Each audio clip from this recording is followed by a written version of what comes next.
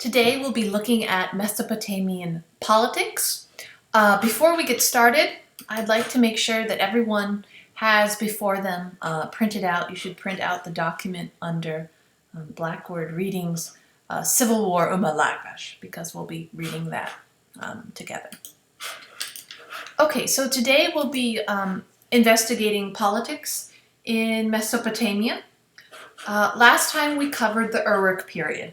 And as you'll remember, the Uruk period is the period in which civilization is born. We have the growth of cities, the development of writing, and the invention of a coherent religion and religious deities, religious gods that were recognized across all of Sumeria.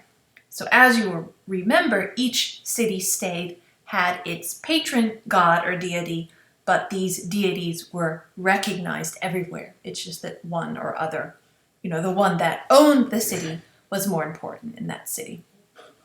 So the Uruk period. Now we're going to be moving forward into the subsequent periods of history, into the early dynastic period. And basically what we begin to see is competition and civil war and warfare between the city-states. As the population of the city-states are expanding, the city-states are going to come into contact about lands and irrigation and boundaries as they expand. But there is still no form of political organization bigger than the city-state. They don't have the power or institutions or organization to really form a permanent empire. The first time we see Mesopotamian society break free of the city-state form of political organization is the Akkadian Empire under Sargon the Conqueror. However, this is only temporary. Sargon is a military man who will unite all of Sumeria and Akkadia, that's middle Mesopotamia, together for the first time. But it doesn't last very long. It only lasts for a couple of generations. It's only under the Babylonians that we see for the first time an empire that sticks for a much longer period of time, for about 400 years. So again, in the early dynastic period, which we'll be looking at today, there were times when one city-state dominated another or more than one of the others, but these moments of unification were temporary and soon would be returned to a system of city-states. The imperial form of organization, the empire, only is here to stay under the Babylonians and Hammurabi. So let's go through these periods. Okay, so under the early dynastic period, we begin to see a lot of changes in comparison to the Uruk period. Remember we said under the Uruk period, we had the form of political organization as the quote-unquote theocratic socialism, meaning that priest-kings ruled and all of the land, the animals, the people were thought to literally belong to the god, the patron god of that city, represented by the priest-king, their steward on earth.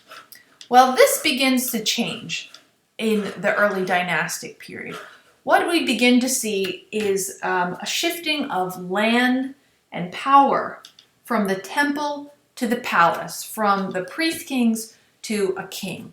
So a new form of political leader emerges called a lugal, or a king, but king really in the sense of warlord or big man. It's often literally translated as big man. So how were these big men different than the older priest-kings? Well, it's not that they're throwing off the theocratic, it's not that they're throwing off the religious aspect of their rule altogether. That's not important. What is new is that these lugal are now chosen because they are effective military leaders and because the military functions become more important than the religious function. Okay, if that is clear to you. So the leaders, basically the political military leaders are pushing the priests to the side, and these new lugao, these military kings, are still claiming, to be the religious stewards, but in reality, they're really chosen because of their military prowess. So warfare becomes much more common between the city-states in this period because their populations are expanding. The populations of these city-states are now pushing 40 or 50,000. And, as they expand, they have more people to feed, they need more land for crops, and they're coming into conflict over the best land and the irrigation canals. Okay, so lugao, again, is a political sort of big man, as we said, who commanded the loyalty of lesser so-called ensi, that's E-N-S-I, ensi, who were sort of aristocratic warriors. So typically, a lugao was in charge of certain warrior aristocrats, commanded the authority of warrior aristocrats who would have staffed his army. Okay, overall, the early dynastic period, we still don't see Mesopotamia breaking free from the city-state form of political organization. It would be shaped by a cycle of unification or unity and fragmentation. Unity and fragmentation sort of very much going in a cycle, going in a circle. There would be a time when, for instance, one city-state would feel it would be powerful enough to attack another neighboring state, but typically the aims of warfare were not permanent conquest, permanent annexation. They were for more or less short-term gains, raiding, and like I mentioned before, control of the best farmlands, irrigation canals. So despite the fact that we have much more frequent warfare between the city-states, it's sort of this internecine warfare, civil war, and the city-states competing for, sort of a short-term dominance over one another. But no city-state is powerful enough yet to, form a permanent empire over one another. Okay, so we said the more ambitious rulers are trying to slowly enlarge their territory by beginning to expand in their neighbors. And the best example of this conflict between the neighboring, now expanding city-states is that between Umma and Lagash.